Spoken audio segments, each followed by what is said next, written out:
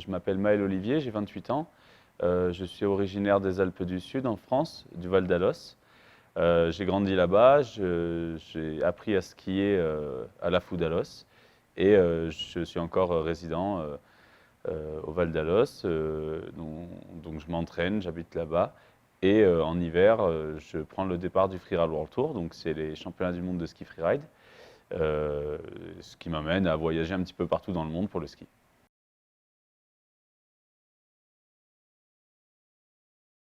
J'ai décroché ma place par le circuit qualificatif en 2020. J'ai intégré le Freeride World Tour l'année dernière en 2021. Ça rassemble les 21 meilleurs skieurs au monde en freeride. Et on fait un circuit de 5 étapes, donc en Europe et aussi en Amérique, chaque hiver.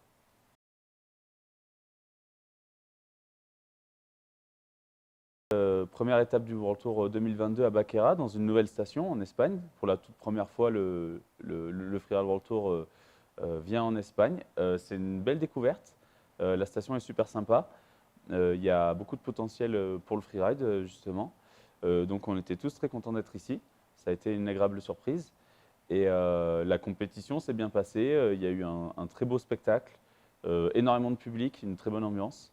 Donc c'était autant pour le public que pour les riders, c'était quand même très agréable.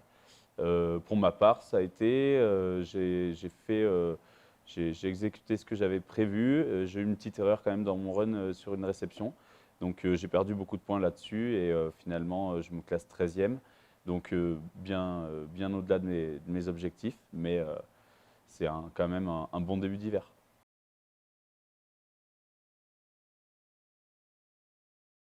Oui, prochaine étape le week-end prochain. Ça enchaîne rapidement en Andorre, à Ordino Arcalis. Oui, je suis super motivé, ça c'est sûr. En plus, voilà, le fait d'avoir lancé la saison, là, ça nous met un pied dedans. Et après c'est le rush, c'est à fond jusqu'au bout. Donc là, c'est top. Hier, je me suis bien mis en confiance avec mon run. J'ai juste cette petite erreur qui m'a coûté cher, on va dire. Du coup, il faut que je mette les choses en place pour pouvoir réussir et atteindre mes objectifs sur la prochaine étape.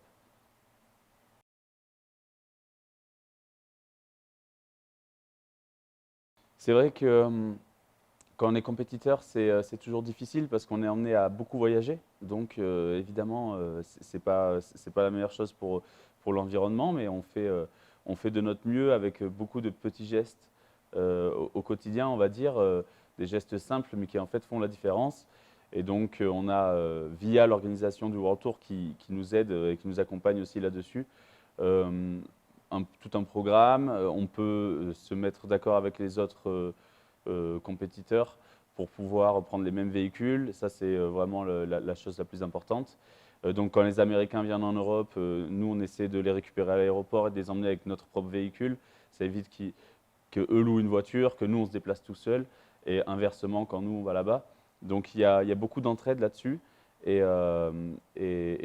tout le monde fait, tous les riders et aussi l'organisation, tout le monde fait vraiment attention à ça. Donc, c'est vraiment pas mal. Ensuite, le calendrier est fait de telle sorte, là notamment avec l'Espagne et l'Andorre qui enchaînent, à réduire notre impact environnemental. On prend moins l'avion. On va le prendre une seule fois pour aller, donc les Américains pour venir en Europe et rentrer chez eux, et nous, inversement, pour aller faire l'étape du Canada. Donc on essaie de réduire l'impact comme ça, obligatoirement.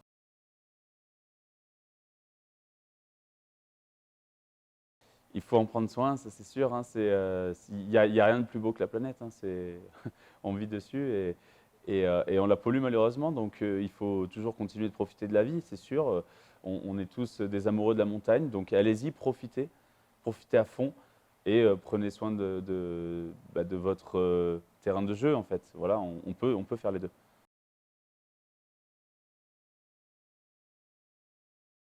Ouais, j'en profite pour faire un petit clin d'œil à tous ceux qui ont regardé la compétition en live hier.